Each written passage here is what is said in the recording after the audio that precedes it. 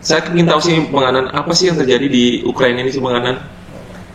Sebenarnya begini, kalau dibilang menggeluti sih enggak juga sih, cuman ya saya membaca sedikit-sedikit. 3, 2, 1, let's get it on. Bismillahirrahmanirrahim. Ya, assalamualaikum Bang Adnan. Waalaikumsalam. Iya, luar biasa nih. Selamat datang nih Bang Adnan di Turangga Podcast. Jadi saya senang banget nih Bang Adnan. Hari ini saya kedatangan tamu nih Bang Adnan, menyempatkan waktu bisa hadir di podcast Turangga. Oke Bang Adnan. Jadi kali ini kita akan membahas ini Bang Adnan. Saya melihat akhir-akhir ini berita yang sedang hangat itu tentang Rusia dan Ukraina, gitu ya. Jadi saya lihat memang Bang Adnan kan memang sangat menggeluti di bidang ini, gitu ya Bang ya. Nah, saya ingin tahu sih Bang Adnan, apa sih yang terjadi di Ukraina ini sih Bang Adnan? Sebenarnya begini, kalau dibilang menggeluti sih enggak juga sih, cuman ya saya membaca sedikit-sedikit gitu literatur gitu, terus saya melihat fenomena yang terjadi sekarang ini gitu kan. Ada orang yang bilang begini, ke depan kita tidak akan lagi perang fisik, perang senjata gitu. Tetapi perang akan lebih mengarah kepada ekonomi gitu. Sejujurnya bagi saya pribadi itu salah besar gitu.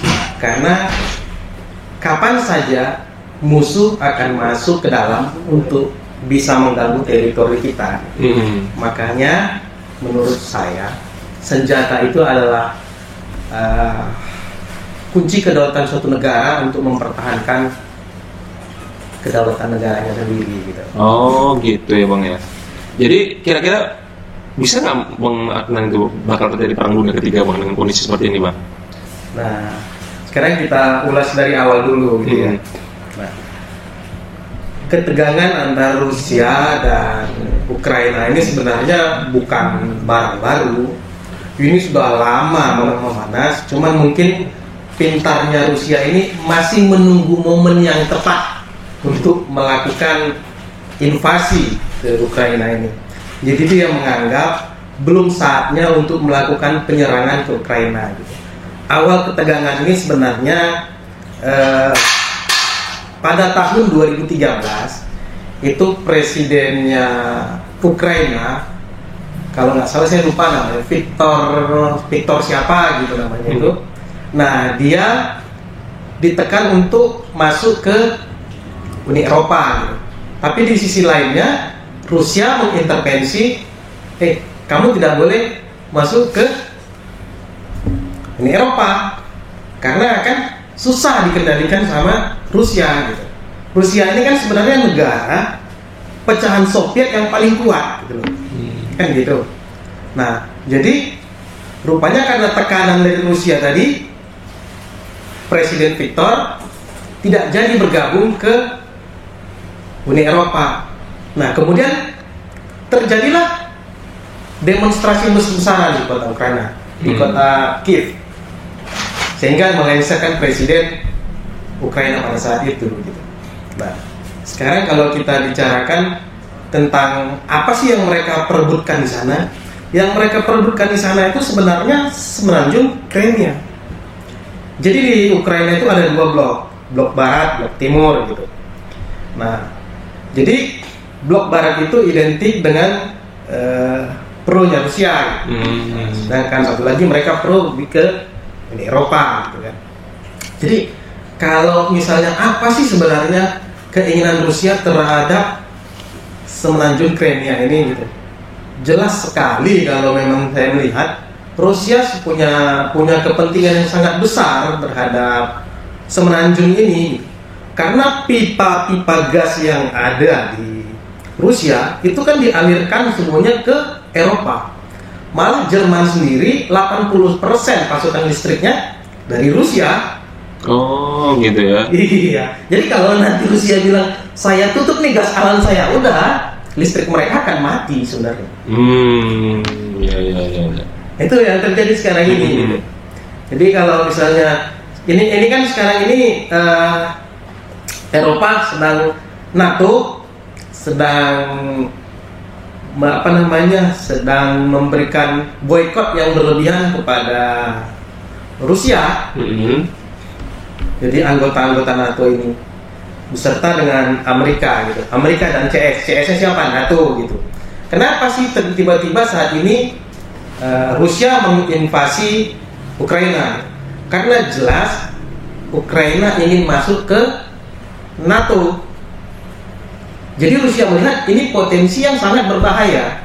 Kenapa? Kalau nanti Ukraina jadi masuk ke NATO, berarti ketika nanti Rusia mengganggu Ukraina, sama aja mengganggu anggota NATO. Iya. Oke. Jadi tindakan PBB ke Rusia seberapa Bang Adnan? Nah, kan ada pengaruh juga kan? Lagi-lagi sebenarnya kalau dinamika yang terjadi di dunia ini sebenarnya itu hanya ya dagelan-dagelan saja sebenarnya sih. Karena kalau kita lihat misalnya begini, siapa sih yang punya hak veto? Yang punya hak veto hanya 5 negara. Amerika, Rusia, Inggris, Prancis, satu lagi apa? Cina. Termasuk Rusia tadi ada hak vetonya juga ya? Ada hak vetonya. Jadi begini, hak veto itu adalah hak istimewa. Artinya, ketika ada satu negara yang tidak menyetujui suatu kebijakan, maka dari 5 yang memiliki hak veto itu satu saja tidak setuju, maka kebijakan itu akan batal. Kita ambil contoh nih, terjadinya perang di Palestina dan Israel. Rusia dari awal itu menekankan untuk memberikan sanksi kepada Israel, tapi karena Amerika dan Inggris memiliki hak veto, mereka tidak bisa memberikan kebijakan karena ada hak vetonya dari Amerika dan Inggris. Gitu. Jadi hak veto ini pun sebenarnya sia-sia bagi kita gitu. Begitu ya, sama aja ya. Kita merasa nggak ada keadilannya. Betul. Mereka PBB ingin menjatuhkan kepada Rusia sanksi, sementara Rusia sendiri memiliki hak veto. Iya. Jadi nggak ada gunanya. Nggak ada guna juga ya. Nggak ada gunanya gitu. Iya. Satu saja negara yang tidak setuju, maka kebijakan ini tadi batal. Nah, itulah sebenarnya dasarnya dibuat sebenarnya itu tadi organisasi seperti PBB gitu. Itu sebenarnya memang notabene tanda kutip menguntungkan negara-negara kuasa sebenarnya. Nah, itu dia. Jadi kalau ini terjadi perang, dampak ekonomi apa ya Pak? Khususnya ke kita ke Indonesia. Dampak ekonomi akibat perang ini. Kalau yang saya lihat sekarang ini sebenarnya kecil kemungkinan untuk perang sebenarnya gitu.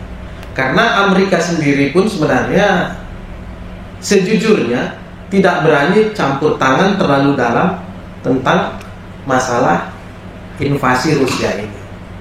Dia tidak berani intervensi terlalu dalam. Kita bedakan ya. Coba misalnya lihat ketika Amerika menginvasi Irak. Perhatikan, ya kan?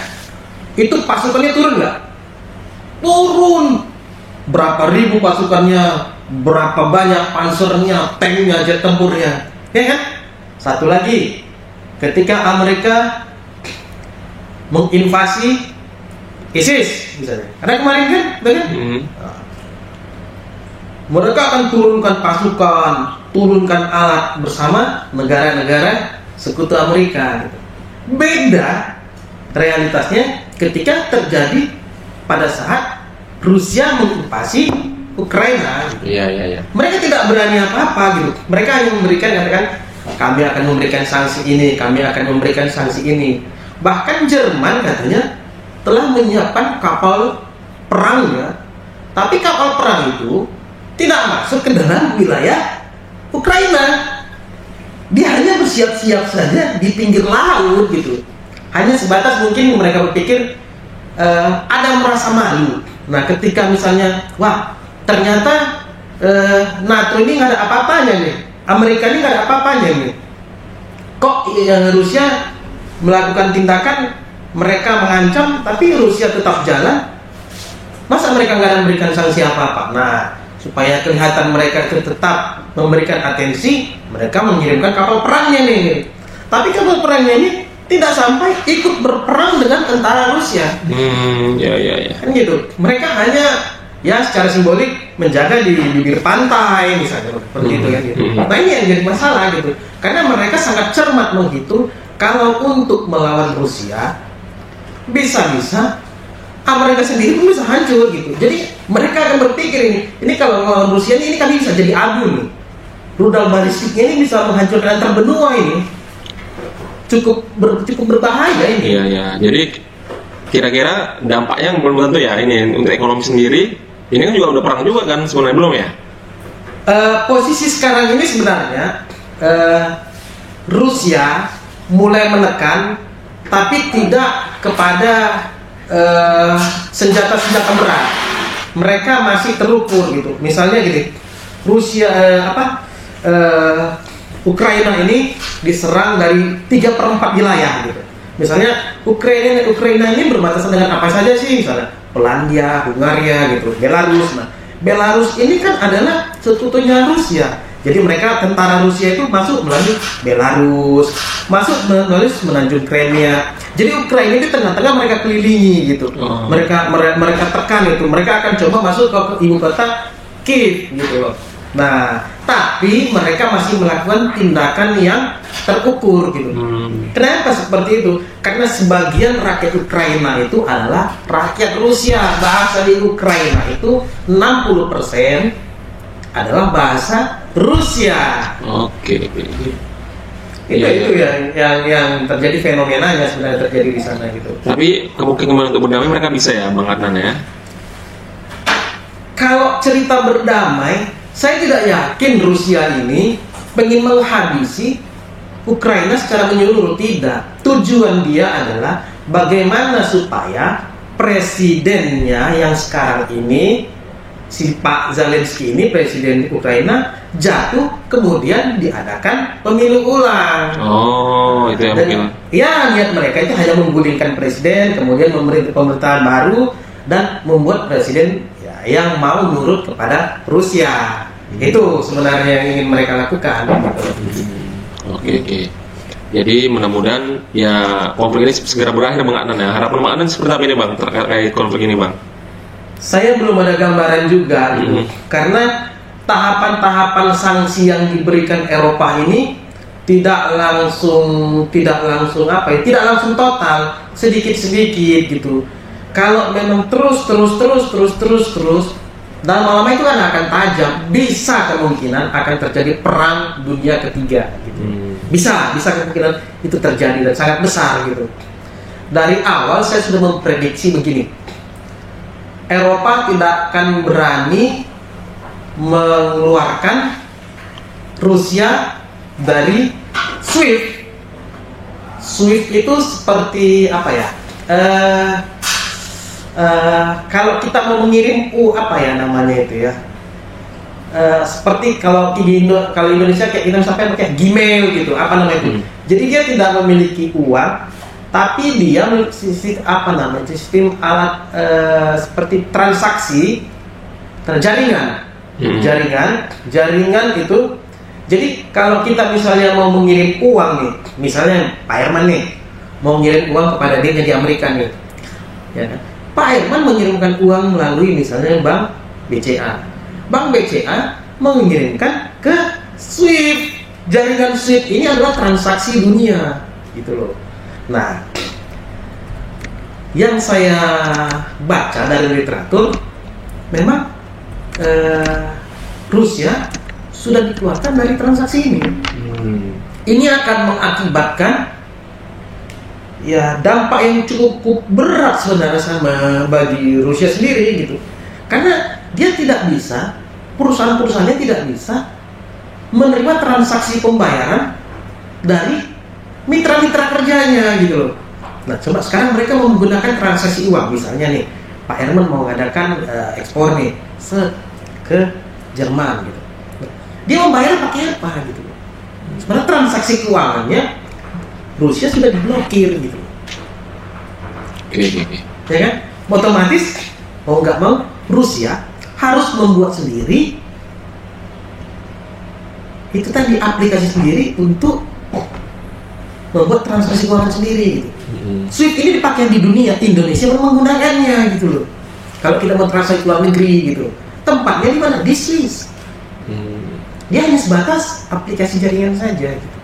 Dia tidak punya uang di situ. Nah, saya awalnya berpikir itu tidak akan dilakukan tindakan itu karena akan semakin memperkeruh keadaan gitu. Tapi saya melihat Eropa sudah melakukan itu, berarti ada langkah yang lebih serius dan mereka sedikit memang lebih keras untuk saat ini kepada Rusia. Bukan tidak mungkin nanti ke depannya ini akan terus-terusan menjadi gesekan-gesekan yang bisa menimbulkan perang gitu. Tapi mereka masih menghitung, seperti Amerika masih menghitung dengan senjata rudal balistiknya.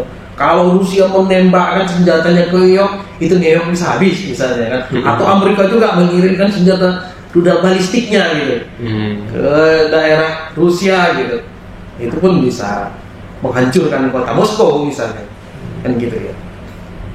Oke. Jadi menurut Pak Bang Anan, kira-kira berapa lama konflik ini akan terjadi?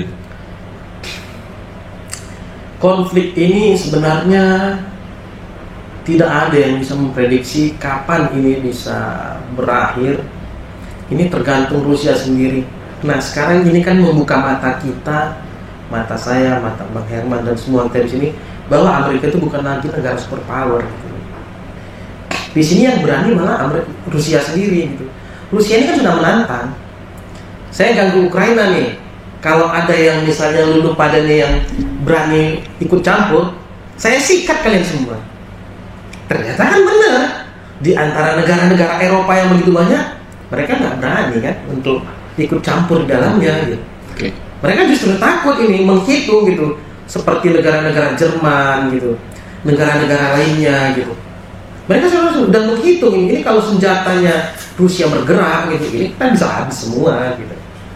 Itu kira-kira poinnya kalau saya ini. Ya. Kalau peran dari Indonesia sendiri ada bisa Bang Anan untuk mendamaikan konflik ini? Di atas kertas Indonesia adalah ketua G20 dan Rusia adalah salah satu anggota G20. Itu di atas kertasnya.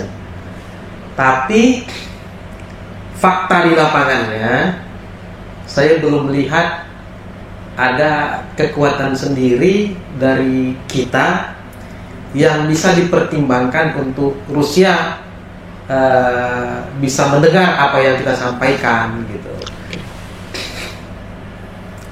Nah, kalau misalnya sekarang kalau kita lihat begini saja lah ya. Kita melihat NATO misalnya. Nah, yang ingin berkonflik dengan Rusia ini kan sebenarnya NATO, Amerika dan NATO sekutunya kan gitu. Nah, kalau kita belajar dari sejarah, negara-negara yang ada di NATO ini belum tentu suka sama Amerika. Banyak yang pro Rusia, banyak mereka yang pro Rusia. Kita ambil contoh ya, Turki itu memang kawan bebuyutannya Rusia. Bahkan Amerika bolak-balik mengkudeta Turki, tapi tidak selesai, gagal pada masa Pak Presiden Erdogan yang membantunya di Rusia.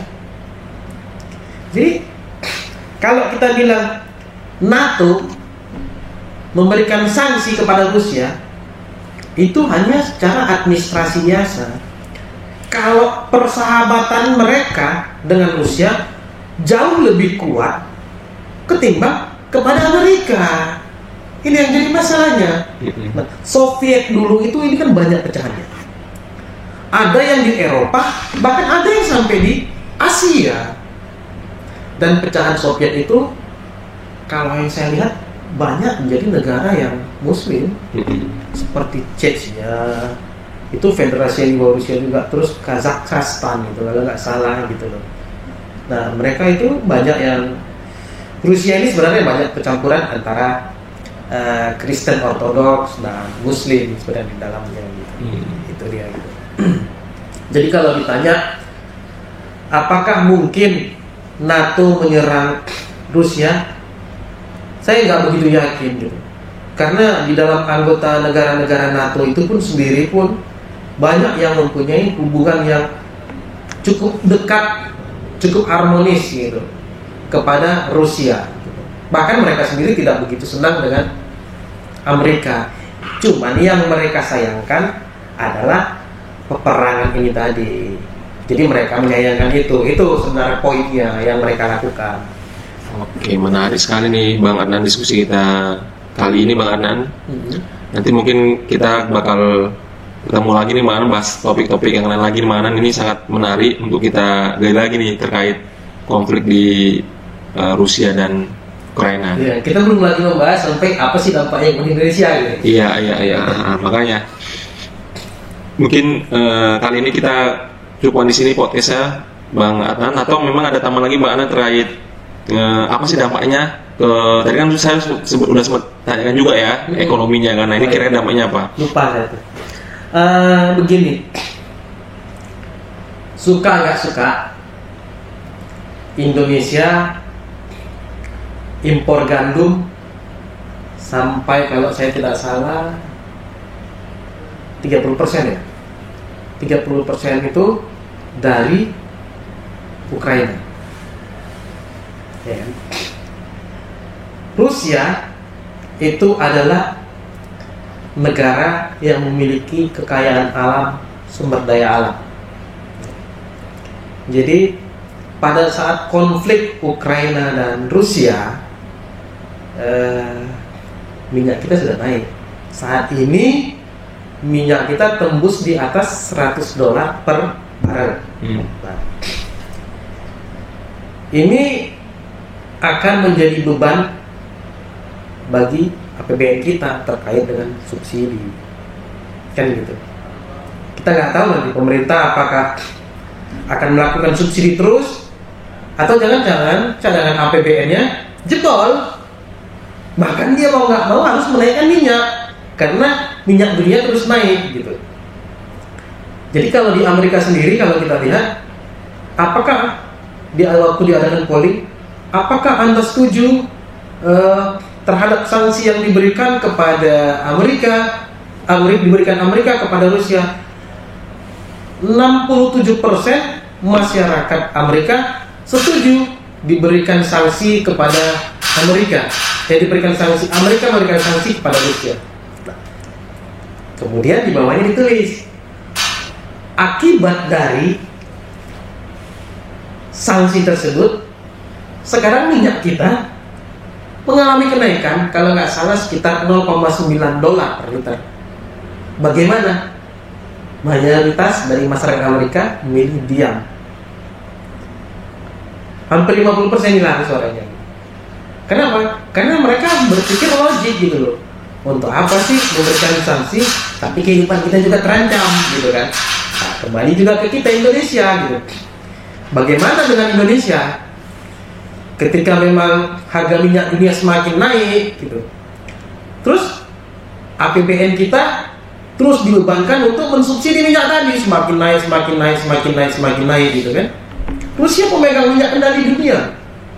Kapan saja minyak bisa mau naik mau turun, itu tergantung Amerika dan Rusia. Kalau mereka berdua sudah bermain, minyak bisa naik, minyak bisa turun. Itu tergantung kerannya, itu tinggal dibuka atau diperkecil minyak tadi. Nah ini yang menjadi kendala bagi kita Indonesia gitu.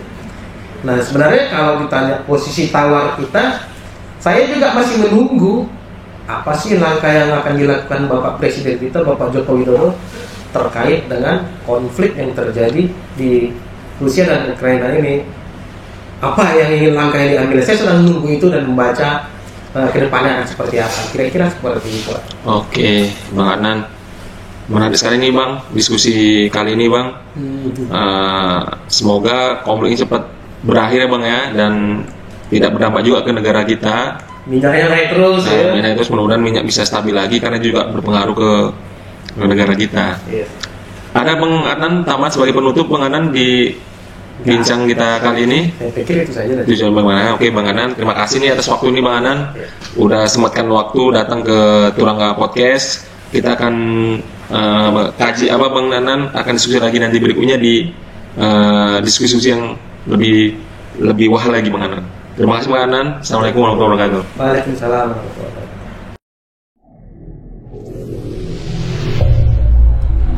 3, 2, 1, let's get it on.